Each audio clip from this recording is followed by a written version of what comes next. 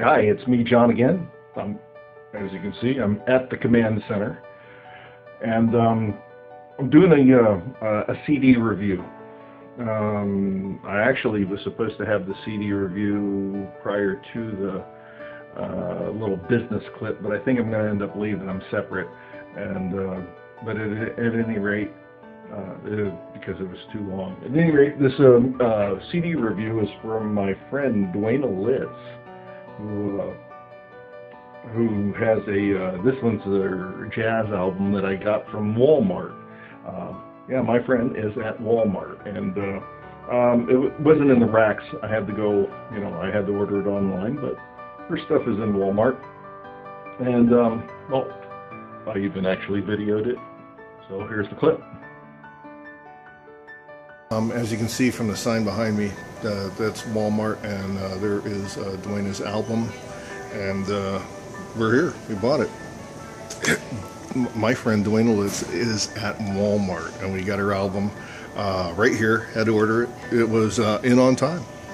So hey, sometimes it works, and so we'll be able to post listen to this, post a review on it, and wonderful.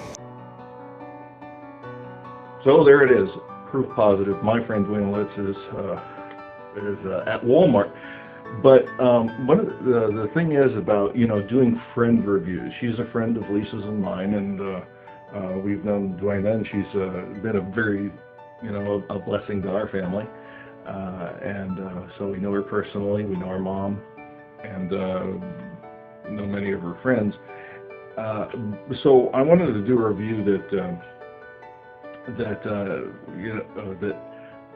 actually says something about the album and presents this album with value, as far as, or the review will be of value to you, if and not just saying, well, she's my friend and I give it 5 stars just because she's my friend. But this is a very excellent album. In fact, it's probably one of my favorites right now.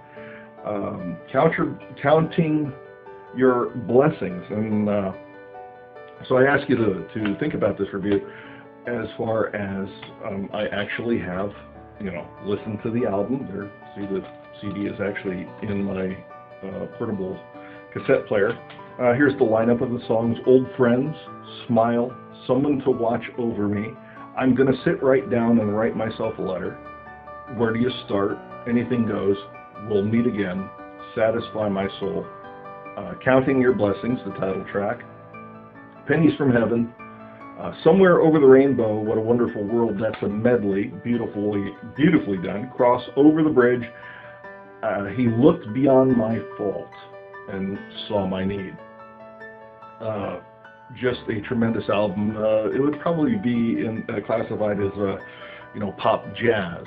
It is one of those albums that comes along, and too few albums have come along like this one since the departure of the 40s and 50s. In fact, some people might even want to say that Don McLean, when he wrote the album American Pie, and the song American Pie, which I think was 70 or 71, and in American Pie, the day that the music died, speaking of 1959, when the Big Bopper, J.P. Richardson, being the Big Bopper, Richie Valens and Buddy Holly, those three musicians, died in a plane crash in 1959 in a cornfield in Iowa. At any rate, there might be some truth in that, because in the 60s presented music in a kind of a strange, music started to morph into something a little bit stranger, that by the time it got to the 80s and 90s, music took on a form all its own. It was all about the music rather than about those who were presenting the music, the musicians and the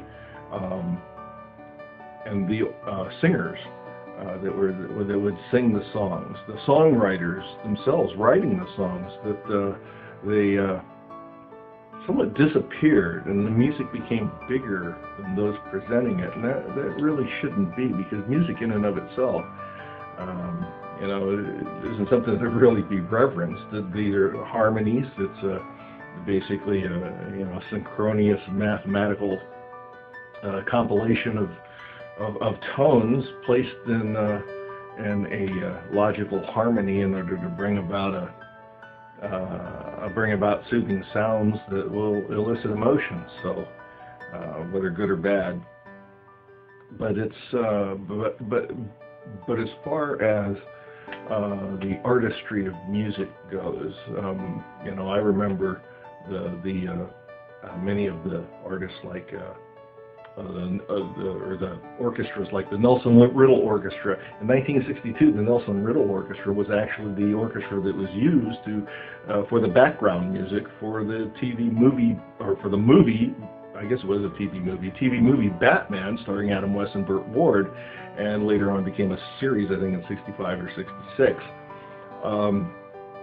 The music has somewhat lost from the big band era of the 40s and 50s, and I'll tell you what I mean by that is that the music of, say, the big bands, Tommy Dorsey, Benny Goodman, some of the singers, like even the group of singers like the Andrew Sisters and the Lennon Sisters, and then you had your crooners like Bing Crosby, Frank Sinatra, Dean Martin, Perry Como. Here are these fellas that would sing basically the same songs. They would sing the same songs, and but they brought a personality to the songs that made them unique and made those songs their very own. Because you could get you can get an album with Dean Martin singing a song that was sung just the year before by, or even in that same year, by Perry Como. But Perry made it his song, and Dean made it his song, and their singing styles were just a little bit different. Even with music, the same thing applies with musicians. My favorite music really to listen to was guitar instrumentals, surf instrumentals back in the 60s. I used to love listening to and had the albums of the Ventures, the Surfaris, the Tornadoes, and so forth. I had Santo and Johnny, a lot of the different surf music instrumentals I had on record album, and I enjoyed listening to them. I still enjoy listening to them. But even the bands too, Xavier Cugat, Perez Prado with mambo music from Perez Prado and his orchestra. There were things that they brought forth in music that are their very own, and that is always a great thing to say. That's a great thing to hear. It's always a great thing to hear, and when it comes around, it is a wonderful thing, and I certainly appreciate it. My friend Dwayna has an album that reminds me of a lot of those things. She presents these songs and gives them a life and a personality that is unique. They were just songs written on paper, but and also, my hats off to the producer and as well as the musicians of this album, because it is absolutely fantastic. Why it's not selling like hotcakes and why it's not just a big seller, I really don't know, because it is a wonderful album. It's like there should be more artists, say like Harry Connick Jr. and what's that guy's name that's recent? Lisa really loves this singing. Michael Bublé. And these fellas have brought back some of those older songs, and because they are singers and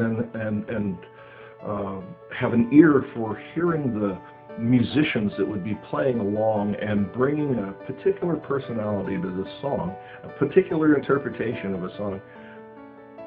I think there's far too few of those type of artists around. Dwayna is one of those, and I certainly appreciate what she's brought forth in this album. And you know, my friend the redhead's probably going to turn red when she sees this video. But some of the things that you see in here, the little intricacies of that make it particularly her own as she is a singer, and then the musicians that played on this, bringing to life songs from Cole Porter or Smile, the theme song for Charlie Chaplin that he had co-written. The medley, Somewhere Over the Rainbow, and What a Wonderful World. Often when the song What a Wonderful World is heard, it's almost immediately taking somebody's mind back to the iconic Louis Armstrong singing It's a Wonderful World, or Somewhere Over the Rainbow, Judy Garland. However, this medley that Dwayna brings forth, she makes it particularly her own. Another one of them that which one? Satisfy My Soul, Satisfy My Soul. What a jazzy song that is, with the I believe it was Satisfy My Soul. It had the cupped horn or the cupped trumpet, and how the little things, even from musicians in these sessions, it is a terrific album. In fact, she closes it with, "He looked beyond my fault and saw my need." It's done to the tune of Londonderry Air. Dottie Rambo wrote, I guess, the lyrics for that. And even though in church we sing from the melody Londonderry Air, or Londonderry, it's I cannot tell why he, the King of Heaven, would leave the peace of all eternity. But when Dwayna presents this, even though the tune is familiar, she presents it with a personality and a quality that makes it distinctly her own. It's beautiful. And the harmonica in the background, this reminds me a lot of, even just some of the, it reminds me of a lot of those albums that were out in the 40s and 50s of those guys like, you know, Dean Martin and Frank Sinatra and Bing Crosby and those type of crooners, because they made it specifically and particularly their own. So I highly recommend this album. The singing is done beautifully. The production of it is impeccable. It is top quality, done in New York, and you know, I could read off who they were, but the engineering of this, and it's produced in New York by, well, just get the album. It is terrific.